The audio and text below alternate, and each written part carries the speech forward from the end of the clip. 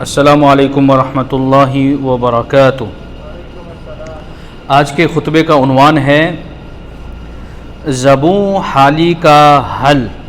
الحمدللہ والصلاۃ والسلام علی رسول اللہ، اما بعد۔ تمام تعریفیں اللہ کے لیے ہیں، اس کی اطاعت کرنے والا خوش و خرم رہتا ہے، وہ کبھی شکستہ دل نہیں ہوتا۔ میں گواہی دیتا ہوں کہ اللہ کے سوا کوئی بھی معبود برحق نہیں اور اس کا کوئی بھی شریک نہیں، اسی کے ہاتھ میں آسمان و زمین کی کنجیاں ہیں، اور میں یہ بھی گواہی دیتا ہوں کہ ہمارے نبی محمد صلی اللہ علیہ وسلم اللہ تعالیٰ کے بندے اور اس کے آخری رسول ہیں اور اس کے چنندہ نبی ہیں۔ یا اللہ ان پر، ان کی آل پر اور برگزیدہ متقی صحابہ کرام پر رحمتیں، سلامتی اور برکتیں نازل فرما۔ حمد و ثنا کے بعد، اے مسلمانوں، اے اللہ کے بندوں، اس امت کی کامیابی اور کامرانی تمام خدشات اور صعوبتوں سے بچاؤ صرف اسی وقت ممکن ہے جب مکمل طور پر صرف ایک الہ کے سامنے سر تسلیم خم نہ کر دیں، اپنی تمام سرگرمیاں اور زندگی کے ہر شعبے میں اسی کی بات مانیں۔ فرمان باری تعالی ہے، قد افلح المؤمنون، یقیناً مومن فلاح پا گئے۔ اور آپ صلی اللہ علیہ وسلم کا فرمان ہے، لوگو لا الہ الا اللہ کہہ دو، لوگو لا الہ الا اللہ کہہ دو تو تم کامیاب ہو جاؤ گے۔ اس حدیث کو ابن خزیمہ نے اپنی صحیح میں ذکر کیا ہے۔ اے اللہ کے بندو، امت اس وقت تک خوشحال نہیں ہو سکتی، امت کے حالات اس وقت تک بہتر نہیں ہو سکتے جب تک اپنی زندگی کے تمام تر قوانین کو اور زندگی کے گوشوں کو اللہ تعالیٰ کی شریعت کے تابع نہیں کر دیتی۔ فرمان باری تعالیٰ ہے، یا ایھا الذین آمنوا ارکعوا واسجدوا واعبدوا ربکم، اے ایمان والو، رکوع سجدہ کرو، اپنے پروردگار کی عبادت کرو اور نیکیاں بجا لاؤ تاکہ تم فلاح پا جاؤ۔ اور ہمارے نبی صلی اللہ علیہ وسلم کا فرمان ہے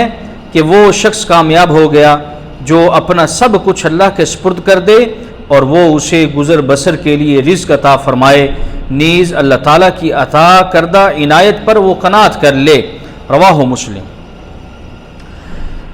مسلم معاشرے میں خوشحالی، استحکام، فراوانی اور امن و امان اس وقت تک ممکن نہیں ہے جب تک مسلمان اپنا سب کچھ اللہ تعالیٰ کے احکامات کے سپرد نہیں کرتے، اس کی شریعت نافذ اور رسول اللہ صلی اللہ علیہ وسلم کی سیرت کے سامنے سر تسلیم خم نہیں کرتے۔ اللہ تعالیٰ کا فرمان ہے، مومنین کو جب اللہ اور اس کے رسول کی جانب بلایا جاتا ہے تاکہ ان کے مابین فیصلہ کیا جائے تو وہ کہتے ہیں، ہم نے سن لیا اور ہم اس فیصلے کے فرما بردار بھی ہو گئے، یہی لوگ فلاح پانے والے ہیں۔ اے اللہ کے بندو، بدحالی کی کسی بھی صورت کو زائل کرنے کے لیے ہم جتنی مرضی جان لڑا لیں، جتنے مرضی طریقے استعمال کر لیں، ان کا ازالہ اسی وقت ممکن ہوگا جب ہم اپنی موجودہ حالت سے سچی توبہ نہیں کرتے۔ ہم ربانی اور ہمارے نبی صلی اللہ علیہ وسلم کی سنت کی مخالفت میں ڈوبے ہوئے ہیں، مختلف قسم کی مصیبتوں اور دکھوں سے نبرد آزما امت کے لیے وقت آ چکا ہے کہ وہ اپنے پروردگار کے لیے خشوع و خضوع اپنائے، رضا الہی کے مطابق اپنی حالت درست کرنے کے لیے اللہ تعالیٰ کی طرف رجوع کرے، کیونکہ فرمان باری تعالیٰ ہے، کیا ایمان والوں کے لیے ابھی وقت نہیں آیا کہ ان کے دل ذکر الہی اور جو کچھ حق نازل کیا ہے اس کی وجہ سے پگھل جائیں۔ اسی طرح اللہ تعالیٰ ایک اور مقام پر ارشاد فرماتے ہیں، وَتُوبُوا إِلَى اللَّهِ جَمِيعًا، اے مومنو تم سب اللہ تعالیٰ سے توبہ مانگو تاکہ تم فلاح پا جاؤ، وگرنہ جب تک ہم گناہوں کی ڈگر پر چلتے رہیں گے، پاپ اور حرام کاموں میں پھنستے چلے جائیں گے، ہم کامیابی کے راستے سے دور ہوتے جائیں گے، بہتری سے ہمارا فاصلہ بڑھتا جائے گا، بہتری سے ہم دور ہوتے جائیں گے۔ فرمان باری تعالیٰ ہے، اے ایمان والو، شراب، جوا، تھان، پان سے سب گندی چیزیں اور شیطانی عمل ہیں، ان سے بچو تاکہ تم فلاح پا سکو۔ اے اللہ کے بندو، حصول کامیابی اس بات کے ساتھ منسلک ہے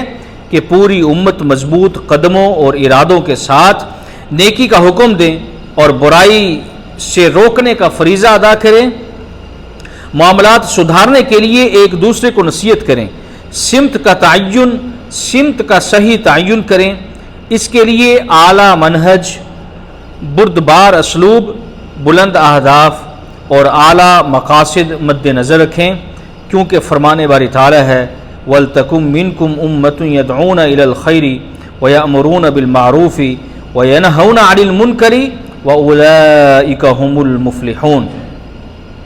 کہ تم میں ایسی جماعت ہونی چاہیے جو بھلائی کی طرف لائے،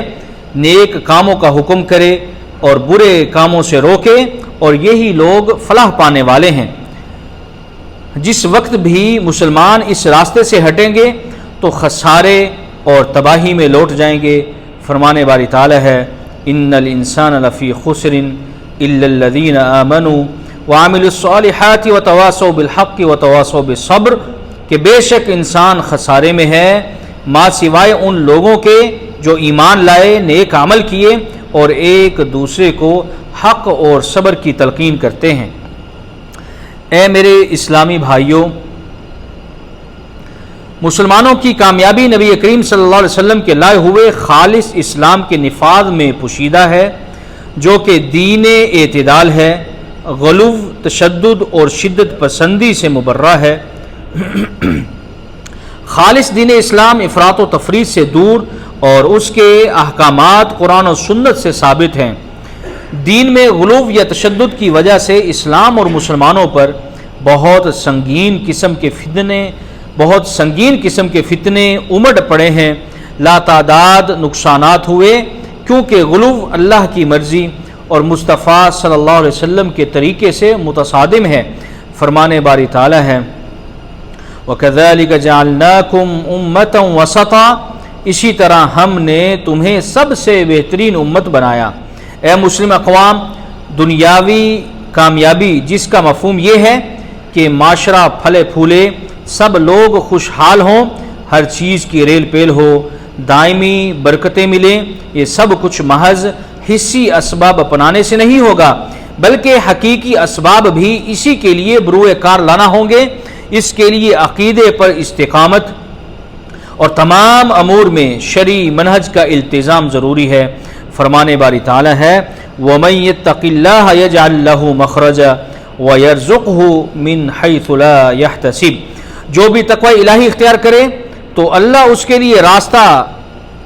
کے لیے نکلنے کا راستہ بنا دیتا ہے اور اسے وہاں سے رزق دیتا ہے جہاں سے اسے گمان بھی نہیں ہوتا۔ اسی طرح ایک اور جگہ پر اللہ تعالیٰ ارشاد فرماتے ہیں اگر بستی والے ایمان لے آئیں اور متقی بن جائیں تو ہم ان پر آسمان و زمین کے برکتیں کھول دیں۔ اے امت اسلامیہ، بہت سے مسلمانوں نے ایک دور جسے استعماری کہتے ہیں، حقیقت میں وہ تباہی کا دور تھا، اس کے خاتمے کے بعد اپنی زندگی میں 2 صدیوں سے زیادہ عرصے تک درآمد شدہ نظریات اور افکار کو لاگو کرنے کا تجربہ کیا۔ ان کی وجہ سے اسلامی معاشروں میں فکری انحطاط، عسکری کمزوری، اقتصادی زبوں حالی، اخلاقی گراوٹ اور معاشرتی ٹوٹ پھوٹ ہی حصے میں آئی۔ ان درآمد شدہ افکار کی وجہ سے دنیا تو کسی کی نہیں بنی اور کچھ کے عقائد کو بھی خراب کر دیا۔ اس وقت سے لے کر اب تک کے عملی اقدامات کی روشنی میں زمینی حقائق یہ کہتے ہیں کہ اب امت کو کتاب و سنت کے نور کی جانب لوٹ جانا چاہیے، ان رہنما ماخذ کو اپنی روشنی بنانا چاہیے۔ اے اللہ کے بندو، امت اسلامیہ کے پاس سر بلندی اور نصرت کے ایسے اسباب ہیں جو کسی اور کے پاس نہیں ہیں۔ بہتری اور سعادت مندی کے ایسے ذرائع امت اسلامیہ کا امتیازی خاصہ ہیں جو کسی اور کے پاس نہیں ہے۔ امت مسلمہ کا شاندار اور تابناک ماضی اس بات کے لیے سب سے بڑی گواہی اور شاہد عادل ہے، لیکن یہ سب کچھ شرائط کے ساتھ مشروط ہے، کیونکہ اللہ تعالیٰ فرماتے ہیں اے ایمان والو، اگر تم اللہ کی مدد کرو گے تو وہ تمہاری مدد کرے گا اور تمہیں ثابت قدم بنا دے گا۔ اللہ تعالیٰ کی جانب سے اس امت کے تحفظ کی ذمہ داری شریعت الہی اور احکامات الہیہ کی تعمیل سمیت حرام کردہ امور سے اجتناب کے ساتھ مشروط ہے۔ اللہ تعالیٰ فرماتے ہیں ان اللہ یدافع عن الذین آمنوا، بے شک اللہ تعالیٰ ایمان والوں کا دفاع فرماتا ہے۔ آیت کی ایک اور قرات میں یدفع عن الذین آمنوا ہے، اور صحیح حدیث میں ہے کہ تم اللہ کو یاد رکھو وہ تمہاری حفاظت فرمائے گا۔ امت اور اس کے معاشروں کا امن، استحکام، امان، خوشحالی، سب چیزیں پوری امت کی جانب سے ایمان اور اس کے تقاضے، اسلام اور اسلام کے حقوق پورے کرنے کے ساتھ مربوط ہے۔ یہ محض زبانی جمع خرچ نہ ہوں بلکہ قولی، عملی اور اعتقادی ہر اعتبار سے ان پر عمل پیرا ہوں۔ اللہ تعالیٰ فرماتے ہیں الذین آمنوا ولم یلبسوا ایمانہم بظلم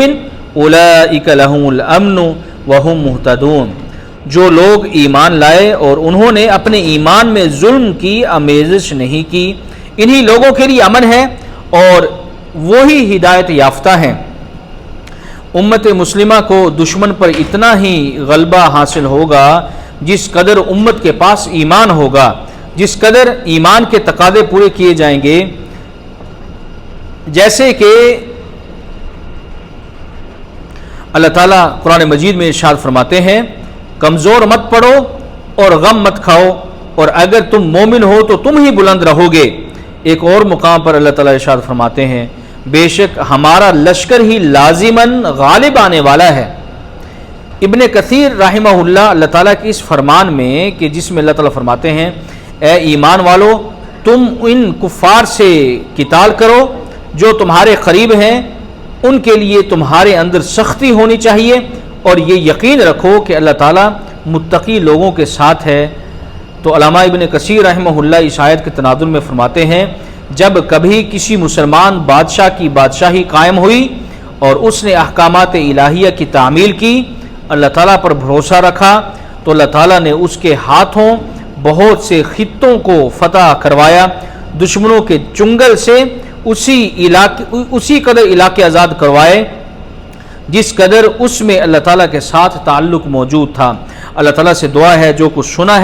سنایا ہے اس پر عمل کرنے کی توفیق عطا فرمائے، اور قرآن مجید کو ہمارے لیے خیر و برکت کا باعث بنائے۔ سبحان ربک رب العزت عما یصفون وسلام علی المرسلین والحمد للہ رب العالمین۔